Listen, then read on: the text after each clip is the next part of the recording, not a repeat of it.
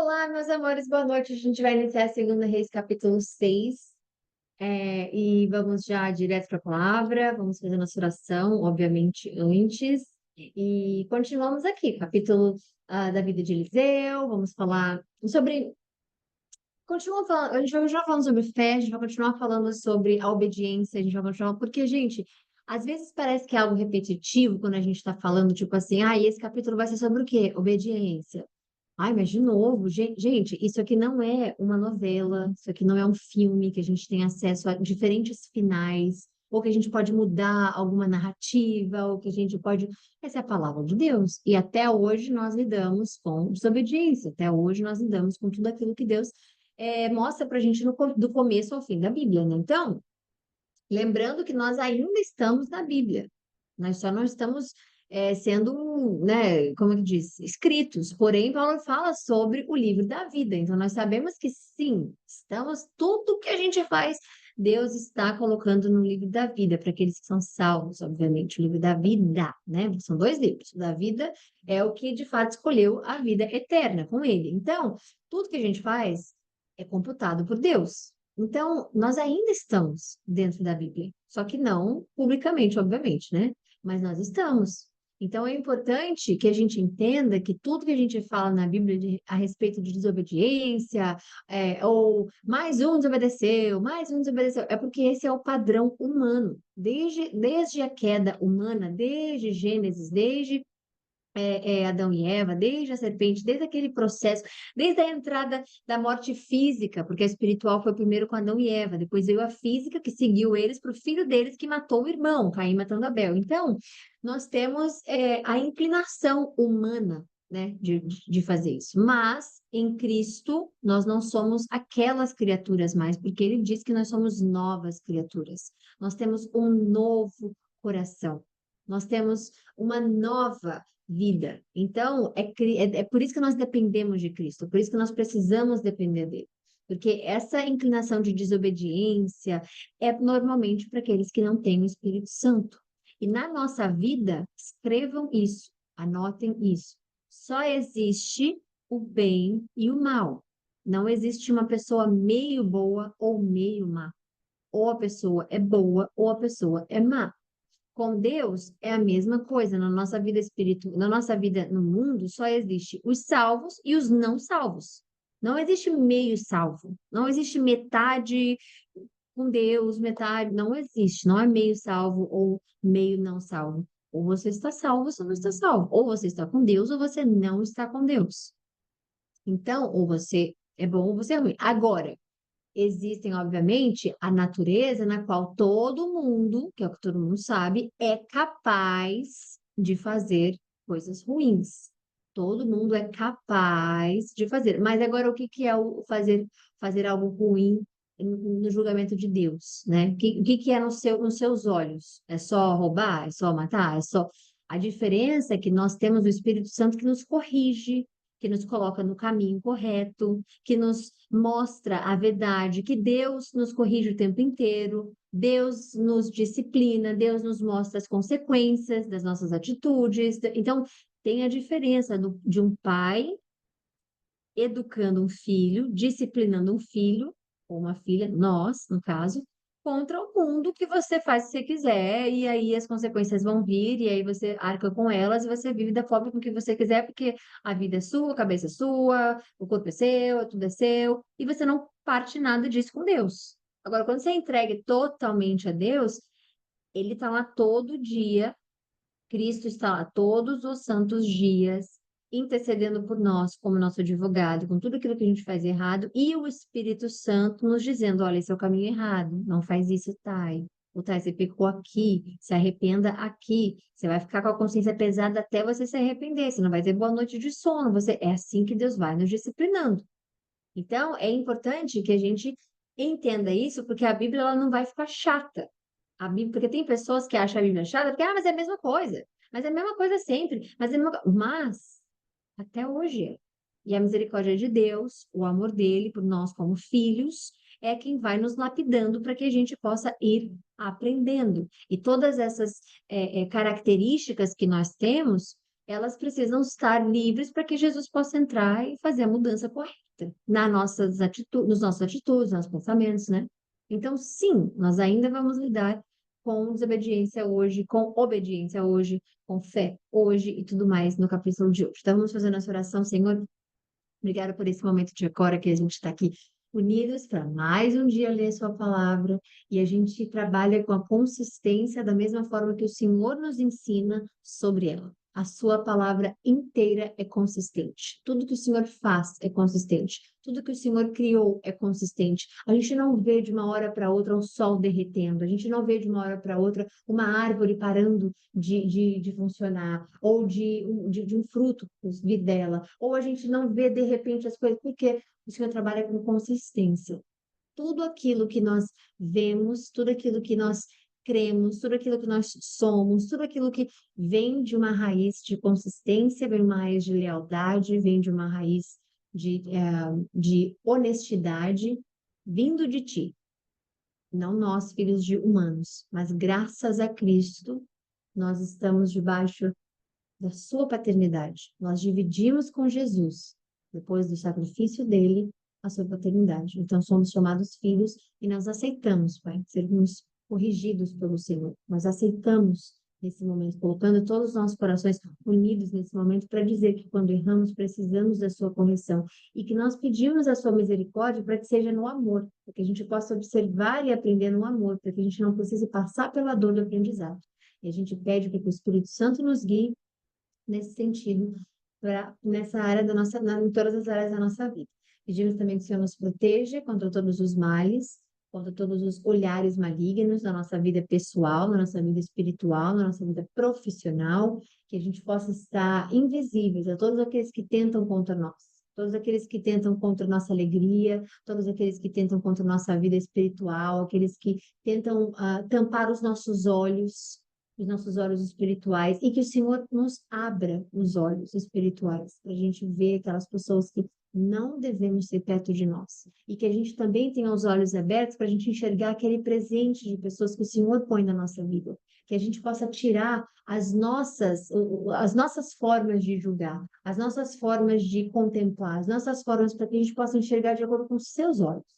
Então, tudo aquilo que for santo, tudo aquilo que for correto, tudo aquilo que for mandado por ti na nossa vida, que a gente tenha a capacidade espiritual de enxergar. Nós sabemos que se formos depender dos nossos olhos, nós não teríamos uma boa vida. Nós vimos o que aconteceu em Gênesis e nós não queremos repetir isso. Então, abra os nossos olhos espirituais, abra os nossos ouvidos espirituais, nossos corações, para que a gente possa ouvir uma palavra maligna quando vem disfarçada de boa, para que a gente possa saber aquela pessoa, mesmo não tendo autoridade de conhecermos a intenção de alguém, mas podemos pegar a energia da pessoa baseada no Espírito Santo, daqueles que não queremos a nossa vida, aqueles que trairiam a nossa confiança, ou aqueles que nos fariam algum mal, todos os enviados pelo diabo, Senhor. Que o Senhor não permita com que chegue até nós, que os seus anjos nos protejam, porque assim diz a sua palavra. E a sua fidelidade e lealdade é sobre nós. Então, a gente glorifica o seu nome por isso. Agradecemos que o Senhor possa me usar como canal, a todos nós, como canais da sua palavra, porque carregamos o seu nome nos nossos lábios, nos corações e nas nossas atitudes, e que o Senhor possa estar, que nós possamos ser agradáveis aos seus olhos, e que Jesus, intercedendo por nós todos os dias, tenha de nós a nossa lealdade para mudarmos, a nossa fidelidade em fazermos aquilo que é agradável a Ti, e não a nós mesmos. Agradecemos, pedimos, obviamente, sempre perdão pelos nossos pecados e a possibilidade de sermos corrigidos, a possibilidade de a gente ter uma segunda chance, para que a gente possa ver a verdade, quando na verdade muitas das vezes ela está encoberta aos nossos olhos. Então, que a gente possa nos unirmos cada vez mais, alimentar nosso espírito, e essa live é consagrada a Ti, como sempre. Então, obrigada por proteger a nossa família, obrigada pelas nossa vida especificamente, né? Obrigada pela nossa saúde, por estarmos aqui hoje e por nos declararmos vitoriosos, porque não somos nós quem temos o poder sobre as nossas batalhas, entregamos todas elas a Ti. Que a sua misericórdia permaneça na nossa vida, em tudo aquilo que nós ainda estamos aprendendo, Pai, e que ainda vamos aprender. Obrigada pela sua graça. Obrigada, obrigada, obrigada por ser tudo o que nós precisamos, ter o suficiente para todos nós. Obrigada, Jesus. Obrigada. Amém. Vamos lá. Então, Eliseu faz flutuar um machado. Os membros da comunidade dos profetas disseram a Eliseu: Como vês, o lugar onde vivemos contigo é pequeno demais para nós. Vamos ao Rio Jordão, onde cada um de nós poderá cortar, um tronco para construirmos ali um lugar para morar. E Eliseu disse: Podem ir. Então, um deles perguntou: Não gostaria de ir com os teus servos? Sim, ele respondeu. Então, Eliseu os acompanhou. Foram ao Jordão e começaram a derrubar árvores. Quando um deles estava cortando um tronco, o ferro do machado caiu na água. Ele gritou: Ah, meu Deus, era emprestado! Isso aqui tem a ver com aquilo que a gente falou ontem. Por exemplo, quando você. Esse desespero dele porque era emprestado. Porque quando é de alguém.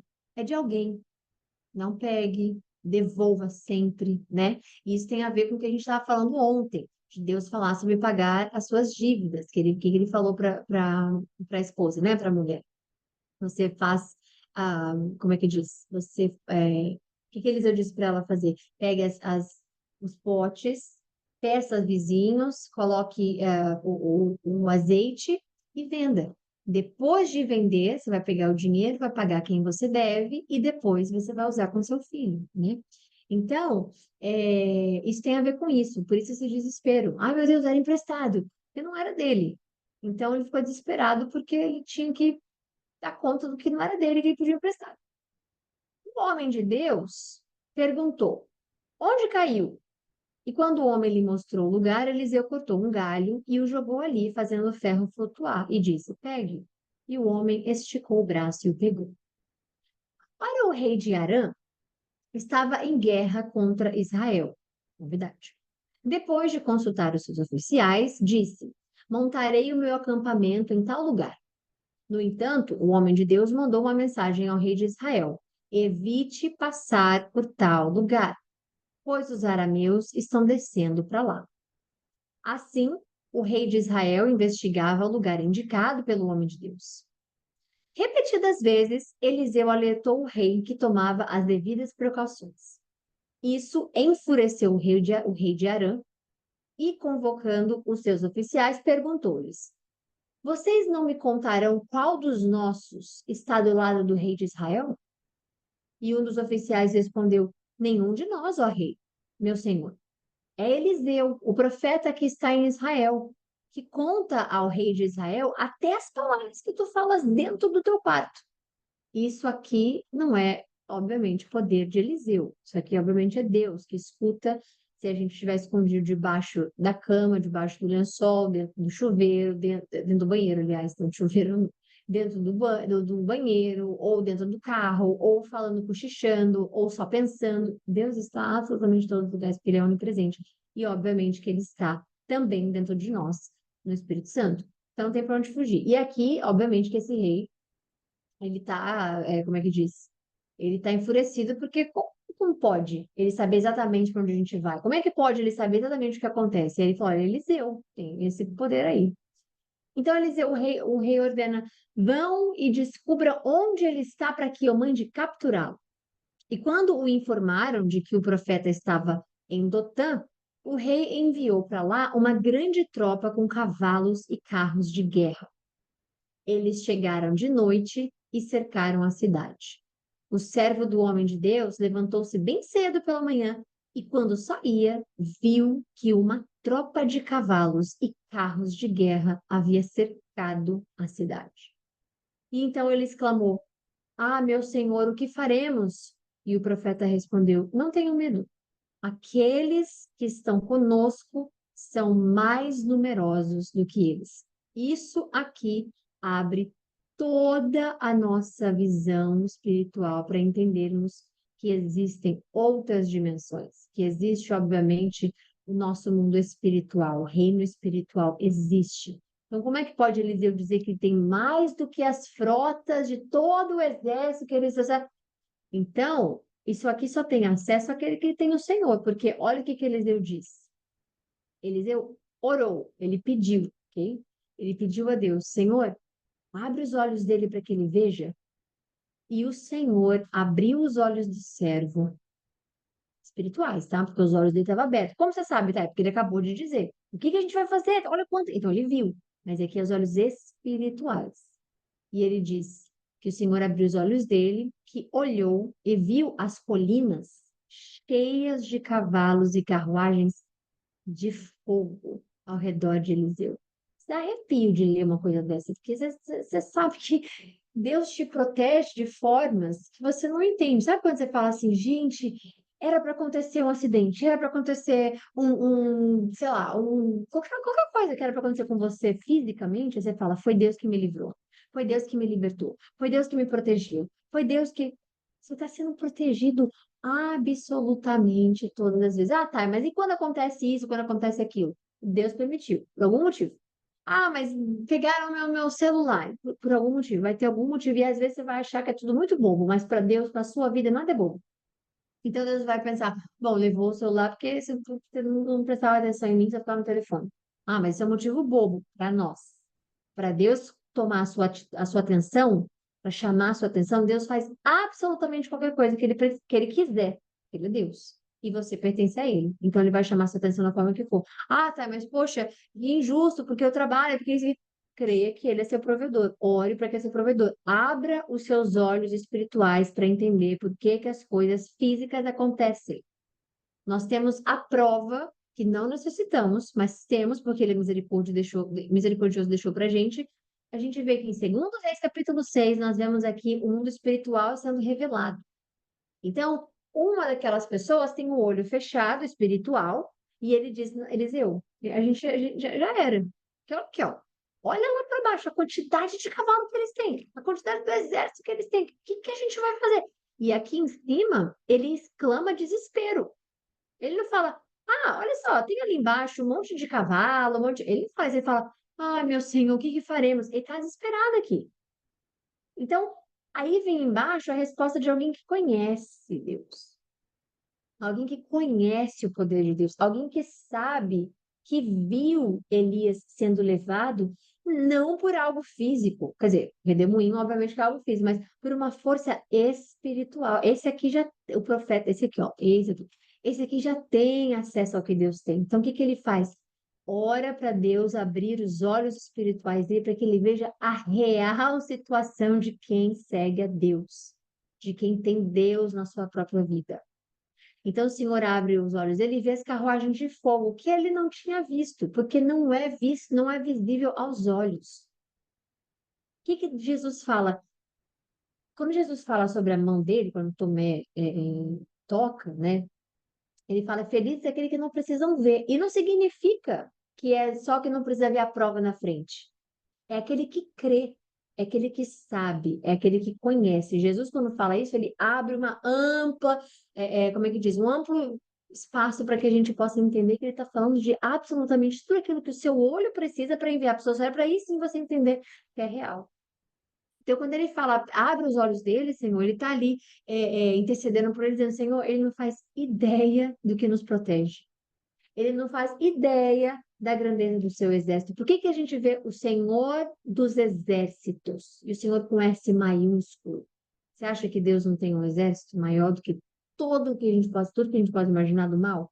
Você acha que Deus não tem um exército poderosíssimo, mais poderoso do que a maldade humana? E eu estava falando isso hoje, inclusive, com uma pessoa que ela estava falando sobre a gente estava falando sobre a Bíblia Sagrada, e aí foi um momento que eu comentei que as pessoas ficam tão focadas no mal acontecendo, muito mal acontecendo.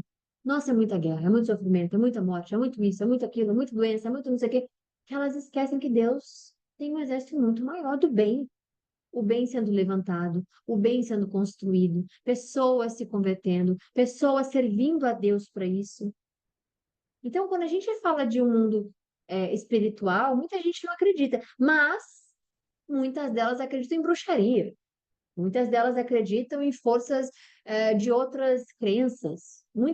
Então, quando é para acreditar que algo daquele lado, daquela forma específica, existe, e quando é que é para acreditar na forma de Deus, a Bíblia é ficção, como é que pode isso? Então, vejam, a palavra de Deus, para aqueles que não querem ver a palavra de Deus, ela vai ser ficção. Mas esses mesmos olhos que não acreditam na palavra de Deus, que acham que é ficção, acreditam em bruxaria, acreditam em outras crenças, outras formas de possessão de corpo, de coisas assim. Por quê? Porque os olhos espirituais estão cobertos. Então, é necessário sempre fazer oração. Por que que a gente sempre faz oração pedindo para Deus abrir os nossos olhos espirituais? Para que um verso desse, por exemplo, um versículo desse, não passe despercebido. Para que um versículo desse possa nos mostrar a potência, o poder e o que está por trás daquilo que a gente não vê. Então, quando Jesus fala feliz aquele que não precisa ver para crer, a gente está falando de tudo, não só da mão dele. Como é que eu vou falar agora para Jesus me mostrar a mão dele? Como é que eu vou falar? Deixa eu ver aí, Jesus. Hoje, na época de hoje, no dia de hoje. Então, ele não estava falando para aquele que quer ver a mão dele física, ele vai lá, tudo bem, minha filha, tá bom, Thay. Você quer ver minha mão aqui? Toma aqui minha mão. Toma, pode ver. Ele não está aqui hoje, fisicamente, né? Então, o mundo espiritual, ele é revelado nesse versículo aqui. E é necessário a gente orar sempre para que o Senhor abra os nossos olhos espirituais, porque esse aqui achou que só tinha cavalo lá embaixo. Até Eliseu dizer, Senhor, mostra para ele quem que o Senhor é de fato, e mostra para ele. Olha o que ele fala, por isso que dá arrepio, Senhor, abre os olhos dele para que ele veja. Ele só fala isso.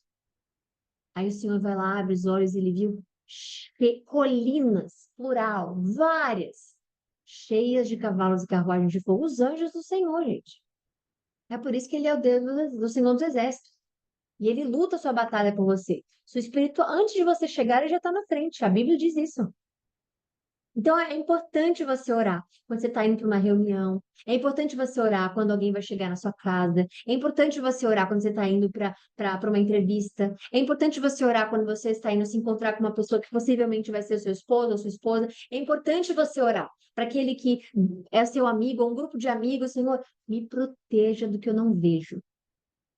Porque nós não temos acesso a enxergar as coisas espirituais, mas nós sabemos que existem e nós cremos que Deus é o Senhor dos Exércitos. Então, a sua batalha, o que que a gente falou ontem? Sobre a vida espiritual, que é importante a gente entender essa vida espiritual. Por que que a gente ora? Senhor, abre os nossos olhos espirituais. Novamente, para que isso não passe despercebido aos nossos olhos. Que é simples. A gente lê isso aqui, o Senhor abriu seus olhos e viu. Quando os arameus desceram em direção. A gente podia só ler. Mas aqui a gente pede para que o Espírito Santo nos revele as coisas. Então, peça sempre para que Deus abra seus olhos espirituais, para que você veja aquilo que está sendo apresentado a você. E peça para que você esteja sempre protegido pelos anjos dele. Não ore a anjos, ok? Isso não existe. Ah, como assim, Thay? Mas se tem anjo, por que a gente não pode orar para ele? Porque a palavra de Deus diz isso. Quando ajoelha na frente de um anjo, quando falam sobre um anjo, o que que eles dizem? Não faça isso. Eu sou um anjo, eu sou tão servo quanto você, não faça isso. Então, não ore para anjo. Só existe um que você pode orar, Jesus Cristo, somente. Qualquer outra coisa é heresia, qualquer outra coisa é idolatria. Então, a gente vê que Deus nos protege espiritualmente. E quando os arameus desceram na direção de Eliseu, ele orou ao Senhor. Veja bem, os arameus não têm acesso a ver o que Eliseu e o povo dele está vendo. Ok? O povo não, que pediu agora. Então Eliseu orou para o Senhor, fere este povo de cegueira, e é o que a gente ora aqui toda vez, Senhor, que nós estejamos invisíveis aos olhos do mal. O que que a gente está orando, Senhor?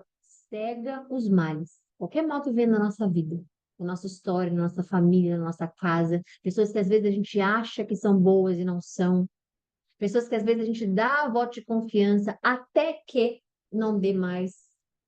É necessário você orar para todos aqueles que cruzam seu caminho e pedir a Deus para que revele a você as pessoas que devem sair da sua vida. Porque se você pede proteção contra aquilo que vai te fazer mal, você acha que Deus não vai responder? Se você pede proteção aquilo que as pessoas que podem te fazer cair nas armadilhas mal, você acha que Deus vai deixar? A não ser que ele permita por algum motivo específico. Ele é Deus, ele faz o que ele quiser. Mas a palavra de Deus nos dá embasamento para entendermos que Deus nos protege espiritualmente de todas as formas possíveis. Então, não fique focado somente na sua vida física, no que você tem, no que você não tem. Se você tem uma ideia, você não consegue ver uma ideia. Você consegue ver uma ideia? Não consegue. Quando você bota ela no papel, você está manifestando a sua ideia ali. Tá tudo certo. Ideia no papel, mas você vê a ideia de fato. Se eu disser aqui agora, gente, tive uma ideia, você vai ver? Não. Então, por uma ideia que você teve, ore também. Às vezes você vai num lugar, você vai no médico, você vai no. Qualquer coisa, Senhor, que as minhas palavras caiam nos ouvidos corretos. Porque tem pessoa que às vezes quer manchar sua reputação, pessoas que querem inventar fofoca da sua vida e vão falar aquilo, vão distorcer aquilo que você falou, como a Bíblia é distorcida. Tantas pessoas distorcem a palavra de Deus. Então, orem sempre, porque o mundo espiritual é muito mais importante na sua vida do que o seu mundo físico. Porque por isso que a palavra diz: primeiro venha ao reino dos céus para que tudo seja lhe dado. Primeiro ore ao reino dos céus para que todas as coisas sejam dadas. Então, quando a gente está falando disso, a gente está falando de primeiro céu que a gente não vê. Então, Eliseu ora para que Deus possa ferir de cegueira este povo, e então ele os feriu da cegueira, conforme Eliseu havia pedido. Aí aqui tá dizendo que Eliseu pediu, porque ele orou. Então aqui é uma parceria, aqui é um relacionamento. Isso aqui não é Eliseu mandando em Deus. Senhor, fere. Senhor, vai lá e fere. Senhor, fere. Não é isso. Aqui ele está combinado com Deus. Aqui ele está numa parceria, que é um relacionamento. Senhor, eu vou orar ao Senhor. Oração, oratória, falar. Então ele vem aqui e fala: Senhor, fere esse povo com cegueira. E Deus vai lá e fere. E Eliseu diz: Este não é o caminho, nem é a cidade. Sigam-me, e eu os levarei ao homem que vocês estão procurando. E ele os guiou até a cidade de Samaria. Então Deus vai te guiar também. Senhor, eu estou andando num caminho que eu não estou enxergando. Eu não estou lá na frente, eu não sei. O Senhor está, Jesus, mas eu não sei. Me guia nesse caminho, se isso for o correto. Me guia nesse relacionamento, se for o correto. Me guia nessa amizade, se for o correto. Me guia nesse trabalho, se for o correto. Porque se não for, gente, ele vai tirar. Se não for, você vai ver as coisas não dando certo. E do nada, entre aspas, deu errado. E do nada, aquela porta se fechou. E do nada, mas o que for verdade permanece. Independente da situação que for, o que for de verdade vai permanecer. Mas o lugar que é para você estar, ele pode te tirar. Porque ele guia. Ele os guiou até a cidade de Samaria. Assim que entraram na cidade, Eliseu disse: Senhor, abre os olhos destes homens para que possam ver. Possam ver o que, meu filho? Que ele está vendo. Então o Senhor abriu os olhos, e eles viram que estavam dentro de Samaria. Quando o rei de Israel os viu, perguntou a Eliseu: Devo matá-los, meu pai? Olha isso aqui. Isso aqui é maravilhoso. Devo matá-los, meu pai? E ele respondeu: Não. O rei costuma matar os prisioneiros, e aqui não é pai com P maiúsculo, tá? Aqui é só quando é um líder, quando é alguém que. A gente tem aqui a tradução por aí. Pai pode ter o sentido de ancestral, líder, fundador. Então, ele está falando com alguém de algum líder, uma posição de liderança.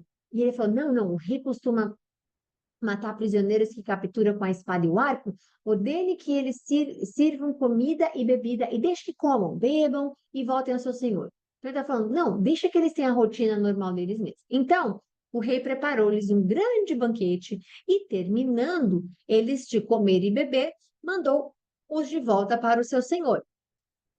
Assim, as tropas de Arã pararam de invadir o território de Israel.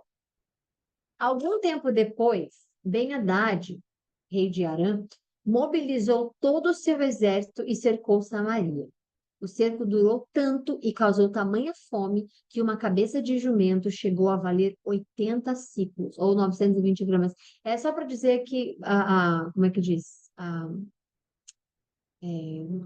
A fome, a gente já falou dessa fome, a gente já falou que eles estavam passando por esse período de fome, e aqui seria como se fosse a inflação. Então, o negócio está tão ruim, a crise chegou tão forte, que uma cabeça de jumento estava valendo 80 ciclos, são 920 gramas, de prata, né? E uma caneca de esterco de pomba, 5 peças de prata. Então, olha a dificuldade que eles estão passando. Tudo isso por uma cabeça de jumento. Um dia, quando o rei de Israel inspecionava os muros da cidade, uma mulher gritou para ele: Socorro, ó rei, meu senhor! E o rei respondeu: Se o senhor não a socorrer, como eu poderia ajudá-la? Acaso há trigo na eira ou vinho no lagar? Mesmo assim, contudo, ele perguntou: qual é o problema? E ela respondeu: esta mulher me disse: Olha o ponto que eles chegaram. Esta mulher me disse: vamos comer o seu filho hoje e amanhã comeremos o meu. Então, cozinhamos o meu filho e o comemos. No dia seguinte, eu disse a ela que era a vez de comermos o filho dela, mas ela o havia escondido. Quando o rei ouviu as palavras da mulher, rasgou as próprias vestes. Como estava sobre os muros, o povo viu que ele usava pano de saco por baixo, junto ao corpo. Então ele disse: Deus me castigue com todo o rigor se a cabeça de Eliseu, filho de Safate, continuar hoje sobre os seus ombros. Porque aqui ele está culpando Eliseu por ter levado eles para lá, responsabilizando Eliseu para eles para lá. Mas o que acontece é que eles, na verdade, desobedeceram a Eliseu. Ora, Eliseu estava sentado em casa, reunido com as autoridades de Israel, e o rei havia mandado um mensageiro à sua frente. Mas, antes que ele chegasse, Eliseu disse às autoridades: aquele assassino mandou alguém para cortar minha cabeça? Que Eliseu sabe de tudo, através de Deus, obviamente, porque Deus sabe de tudo. Quando o mensageiro chegar, fechem a porta e mantenham-na trancada. Vocês não estão ouvindo os passos do seu senhor que vem atrás dele? E enquanto ainda lhes falava, o mensageiro chegou. Na mesma hora, o rei disse: esta desgraça vem do Senhor. Por que devo ainda ter esperança no Senhor? Você já reparou que essa frase aqui é algo que hoje, ainda hoje, você ouve por aí? Já ouviu dizer que a pessoa fala, não, tá, eu não vou ouvir falar assim, a desgraça vem do Senhor. Então deixa eu lembrar, gente. Já ouviu dizer que assim, por que Deus permite a guerra acontecer? Por que está acontecendo tudo isso no mundo e Deus só está deixando? Por que Deus não parou o diabo lá atrás? Por que, da mesma forma com que Deus não para você de fazer suas coisas? Deus não para você de tomar seu banho. Deus não para você de viver sua vida. Deus não para você de escolher fazer as suas escolhas. Deus dá a você a oportunidade de seguir o que ele fala. Mas por que Deus não para essas coisas? Ele não tem como parar o homem. Tem, aliás, tem, mas ele mesmo nos mostra que ele não invade a pessoa. Então, ao invés de responsabilizar Deus, responsabilize o homem. Mas por que Deus permite? Aí vem a resposta. Deus usa até mesmo o mal por um propósito, mas o mal cometido pelo homem por um propósito. Quando você vê, e Deus enviou um espírito de perturbação, que a gente viu isso já lemos sobre isso. Deus não fez porque ele estava felizão da vida, querendo se divertir. Ele fez porque o homem desobedeceu, o homem estava fazendo algo errado, e ele teve que intervir. Então, por que as coisas acontecem? Porque Deus deu o direito das pessoas fazerem aquilo que elas quiserem, inclusive o seguir. E o seguindo, o Espírito Santo é quem está com você. Logo, você tem que entender esse conceito de livre-arbítrio, que uma farsa inventada para que a gente possa cair no mal. Porque esse negócio de livre-arbítrio, quando a gente entende, obviamente, né? A palavra nos dá embasamento para entender que a gente pode escolher as coisas, óbvio. Isso aí não é esconderijo, não está escondido para ninguém. Agora, seguir a Deus é uma escolha. Então, essa pessoa falando, essa desgraça vem do Senhor, por que devo ainda ter esperança no Senhor? Olha isso aqui, isso aqui até hoje a gente ouve. Por que eu ainda tenho que ter fé? Por que eu ainda tenho que crer em Deus se Ele deixou eu passar por isso? Por que Deus existe? Como é que Deus existe se Ele deixou tudo isso acontecer? Como é que Deus pode ser amor se isso tudo... Mas espera, então, não tenho a responsabilidade e as consequências das nossas escolhas? Por que você acha que Deus deixou tudo isso acontecer, até o momento dele dizer, olha, não dá mais. Tentei um profeta, tentei o segundo profeta, tentei o terceiro profeta, fui mostrando desde o início da queda, desde tudo, que um Salvador ia chegar, fui mostrando que era necessário, né? E chega um momento que ele fala, agora eu vou enviar meu filho aqui e quem acreditar nele está salvo. E é isso. Mas ele não pede.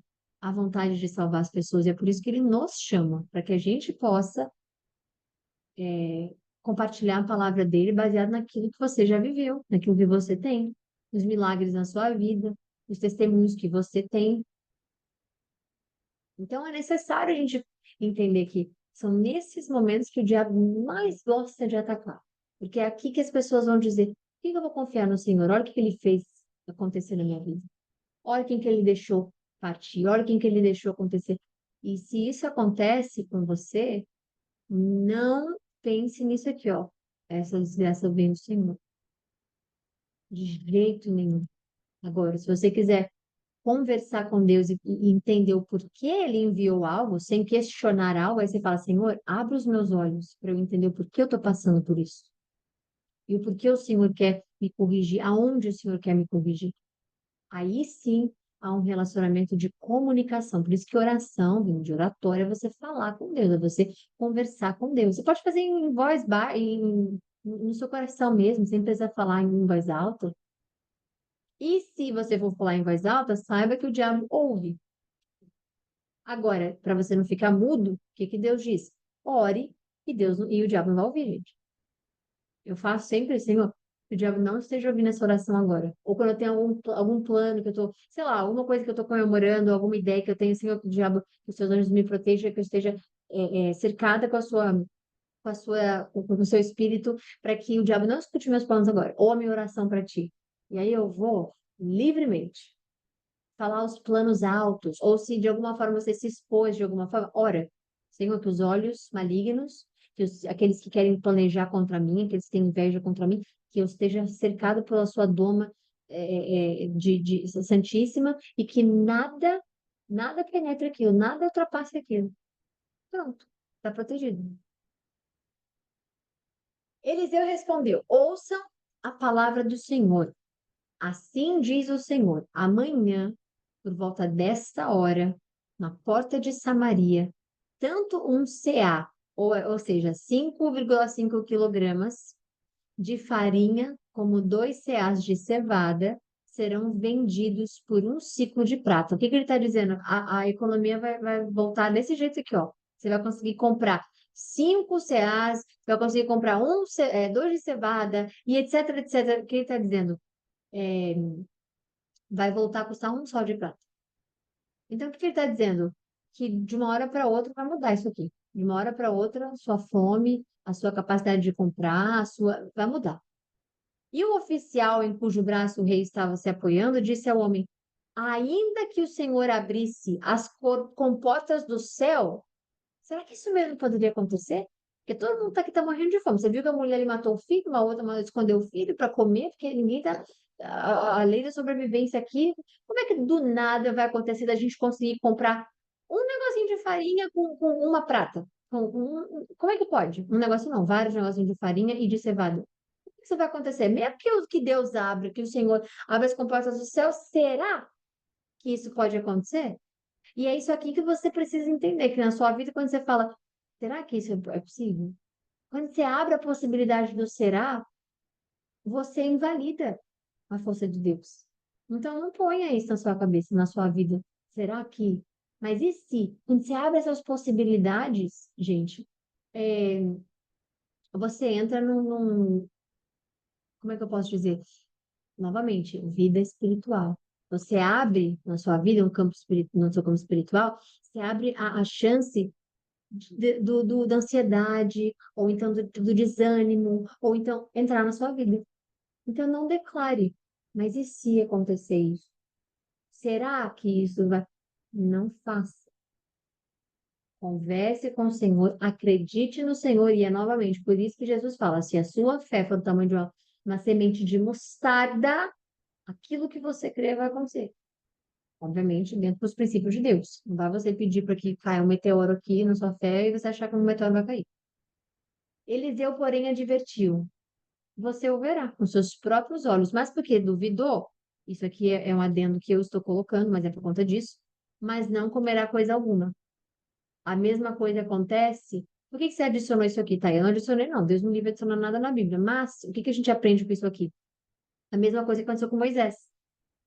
Moisés batendo na rocha, que aconteceu? Deus falou: bom, você vai poder ver a terra que eu ia te levar, mas você não vai poder entrar, porque você rebelou-se contra mim. Só que é a mesma coisa. Ele fala: será? Você quer rebelião contra Deus? Será que é possível Deus fazer isso? Será que Deus tem força para isso? Será que Deus tem poder para fazer isso? Será que. Então, tudo bem. Então, você vai ver com seus próprios olhos o que vai acontecer. Mas você não vai comer coisa alguma. Então, não duvide da capacidade de Deus. Havia 4 leprosos à porta da cidade. Eles disseram uns aos outros: por que ficar aqui esperando a morte? Se resolvemos entrar na cidade, vamos morrer de fome. Mas se ficar aqui também vamos morrer de fome. Vamos, pois o acampamento dos arameus. Desculpa, peraí. Vamos, pois, ao acampamento dos arameus para nos render. Se eles nos pouparem, viveremos. Se nos matarem, morreremos. Ao anoitecer, eles se levantaram e foram ao acampamento dos arameus. Quando chegaram às imediações do acampamento, viram que não havia ninguém ali, pois o Senhor tinha feito os arameus ouvirem o ruído de um grande exército com cavalos e carros de guerra, de modo que disseram uns aos outros: ouçam, o rei de Israel contratou os reis dos hititas e dos egípcios para nos atacarem. Isso aqui é ansiedade, né? 90% do que a gente pensa não acontece. Isso aqui é a mesma coisa. Eles estão ouvindo, quer dizer, ansiedade no nosso ponto de vista. Aqui foi espiritual mesmo. Deus mostrou, colocou no ouvido deles que eles ouvissem como se fosse um grande exército chegando. Então, eles entenderam que os israelitas pediram ajuda aos hititas, aos egípcios, porque com tanto barulho de cavalaria, com tanto barulho de exército, só podia ser. Então, eles entenderam o quê? Nossa, Israel se uniu com todos os outros e estão vindo para cá para nos atacar, vamos embora. Mas era tudo Deus, como é que diz? Era tudo Deus agindo por um propósito. Então, para salvar a própria vida, fugiram ao anoitecer, abandonando as tendas, cavalos, jumentos, deixando o acampamento como estava. Saíram como estava e foram se salvar. Tendo chegado às imediações do acampamento, aqueles leprosos entraram em uma das tendas. Comeram, beberam. Olha que eles estavam falando que eles iam morrer ali mesmo de fome. Então, olha, comeram, beberam, pegaram prata, ouro, roupas e saíram para esconder tudo.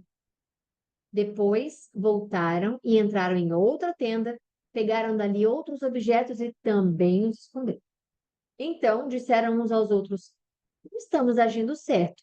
Esse é um dia de boas notícias, mas nós estamos calados. Se esperarmos até o amanhecer, seremos castigados. Vamos imediatamente contar tudo ao palácio do rei. E assim foram. Chamaram as sentinelas da porta das cidades e lhes contaram: entramos no acampamento dos arameus e não vimos nem ouvimos ninguém.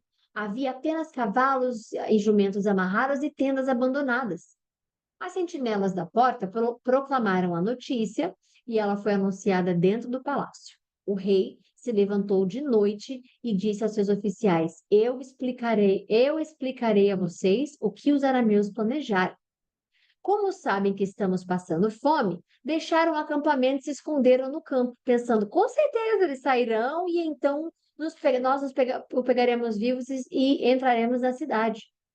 E um dos oficiais respondeu: manda que alguns homens apanhem 5 dos cavalos que restam da cidade.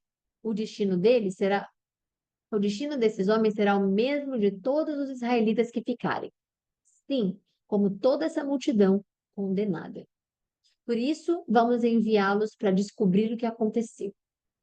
Assim que prepararam 2 carros de guerra com cavalos, o rei os enviou atrás do exército arameu, ordenando aos condutores: vão e descubram o que aconteceu. Eles seguiram as pegadas do exército até o Jordão e encontraram todo o caminho cheio de roupas e armas que os arameus haviam deixado para trás enquanto fugiam. Os mensageiros voltaram e relataram tudo ao rei. Então o povo saiu e saqueou o acampamento dos arameus. Sabe aquele negócio bom demais para ser verdade? Aí você fica duvidando, duvidando, duvidando, duvidando, até que você volta e fala: nossa, gente, era mesmo, era bom mesmo. É assim que funciona com Deus às vezes. A gente às vezes, ora ou às vezes está numa situação que fala: gente, é bom demais para ser verdade. Mas isso é um pensamento daqueles descrentes, que é uma coisa que você tem que quebrar na sua vida também, porque às vezes a gente é acostumado a não merecer algo. A gente pensa, não, isso aqui é bom demais para ser verdade. Esse trabalho é bom demais para ser verdade. Essa oportunidade é bom demais para ser verdade. Essa pessoa na minha vida, seja amizade, trabalho, parceria, esposa, esposo, não faz, é bom demais para ser verdade. Não, essa família minha aqui, abençoada, é bom demais para ser verdade. Alguma coisa ruim vai acontecer. Ou não, isso aqui. Isso são pensamentos daqueles que andam eu não sei se essa palavra existe, mas seria uma dissintonia, não sei se isso existe a palavra, não estar sintonizado com Deus. Como é que Deus pode, né? Como é que a gente pode acreditar num Deus que vai fazer assim, ó, vou te enganar, hein? Vou mostrar para você que é tudo bom, mas aí, ó, pum, vou tirar de você. Isso não é Deus quem faz, né? Então o povo saiu, saqueou o acampamento dos arameus e assim, tanto um seá de farinha como 2 seás de cevada passaram a ser vendidos por um ciclo de prata, conforme o Senhor tinha dito. Ora, o rei havia posto como encarregado na porta da cidade o oficial cujo braço tinha se apoiado, mas, quando o povo saiu, ele foi atropelado à porta e morreu, conforme o homem de Deus havia predito quando foi à sua casa. Lembra que ele falou? Ele falou, mas como? Mesmo que Deus abra as comportas do céu. E o que que Eliseu falou? Bom, então amanhã vai acontecer, você vai ver, mas você não vai comer. Aconteceu conforme o homem de Deus dissera ao rei. Amanhã, por volta dessa hora, na porta de Samaria, tanto um seá de farinha quanto 2 cevadas serão vendidos por um ciclo de prata. O oficial que estava contestando o homem de Deus, que não é contestar o homem de Deus, é contestar a Deus, porque o homem de Deus só passa a mensagem. Perguntando, ainda que o Senhor abrisse as comportas do céu, será que isso poderia acontecer? E o homem de Deus havia respondido: você verá com seus próprios olhos, mas você não comerá coisa alguma. Foi exatamente isso que aconteceu, pois o povo pisoteou a porta da cidade e ele morreu. Enfim, é isso. Hoje em dia, né, ainda mais com a misericórdia de Cristo e tudo mais, a gente olha para uma coisa dessa e fala assim: nossa, gente, mas aí não creu e aí morre. Entenda isso aqui como se fosse a sua fé, a sua esperança. Você não crê, algo vai lá e mata. Por isso que a gente fala, né? A esperança é a última que deve morrer. Porque essas coisas morrem. Nossa fé vai morrendo, nossa alegria vai morrendo, nossa força de vontade vai morrendo, nosso ânimo vai morrendo. Então, não imagine isso aqui como um homem, não, porque botar isso aqui hoje em dia seria dizer, ué, cadê Jesus, né? Para poder interceder ou fazer algo por esse homem. Porque se ele se arrependesse, por exemplo, mas ele não se arrependeu. E até hoje, até esse momento que a gente está lendo aqui, ele achava que não ia acontecer. Mas foi já predito a ele. Se você não acreditou, não vai acontecer. É a mesma coisa quando às vezes alguém fala assim, por exemplo, eu já vi em alguns posts na rede social, a pessoa falando assim, Deus não existe. Alguns eu faço questão de responder. Eu vou lá e falo, realmente, ele não existe. Para você que não quer vê-lo. Ele vai continuar existindo. Para aqueles que querem. Porque o que não quer não vai existir, mas ele vai continuar existindo. Então, tem algumas pessoas que eu vejo quando escrevem isso, né? Não, isso não existe, Deus não existe, Jesus não existe. Eu vou lá e faço. Algumas pessoas, quando Deus põe no meu coração de fazer. Algumas não vem no meu coração de fazer. Outras vem no meu coração de fazer. Porque Deus sabe aquele que vai ser tocado, é aquele que eu estou perdendo meu tempo. Então, eu vou lá e falo, realmente, ele não vai para você porque você não crê. Pode ser que aquela pessoa fale, nossa, só depende de mim, deixa eu ver se eu crer, se vai mudar. Sei lá, vai que, né? Deus é quem sabe. Então aqui é como se fosse também sua fé. Você não creu, então tá bom. Não creu, então não vai acontecer mesmo. E é por isso que Jesus fala: se você crer, vai acontecer, né? Se você pedir, é o que Jesus fala. Então, se você pedir e não duvidar, essa não é a parte da semente, essa é a parte outra que ele fala. Se você pedir e não duvidar, você crer de todo o seu coração, ele diz, e não duvidar, né? Aí você fala para a montanha mover, ela vai mover. Ninguém vai falar para a montanha mover, ela vai mover. Primeiro, porque a gente vai achar impossível, já começou a dúvida aí, e ele no começo da frase disse: se você crê de todo o seu coração, não vai ter ninguém que ninguém vai acreditar que a montanha vai mover. Então, e obviamente é um sentido figurado que ele estava dizendo, mas o que ele quis dizer é que o poder é tão forte da sua fé, o poder de Deus é tão poderoso acima de tudo, absolutamente, que se você crer que a montanha move, ela vai mover. Mas o que a gente pode entender naquilo é que você também não vai perder seu tempo querendo provar Deus, porque se você pedir para uma montanha se mover, você está querendo provar Deus. Você não vai fazer isso. Agora, quando você quer entender o poder de Deus, coloca a sua fé na mão dele. Coloca tudo que Jesus fala. Daqui, porque, né? Quando Jesus fala sobre o jugo, ser leve, ser pesado, sobre. A gente entende o que ele está falando. Mas quando lê a palavra de Deus, quando não lê a palavra de Deus, não entende. Então, é isso. Finalizando a live aqui hoje, fiquem com Deus, para honra e glória do Senhor Jesus Cristo foi entregue mais uma live. Amém. E amanhã a gente volta, se Deus quiser, ah, para o capítulo. A gente leu hoje 5 e 6. Não, 5 e 6. Não perdi agora. A gente leu hoje 6 e 7. Então vamos ler 8 e 9. Bom, fiquem com Deus, um beijo e até amanhã.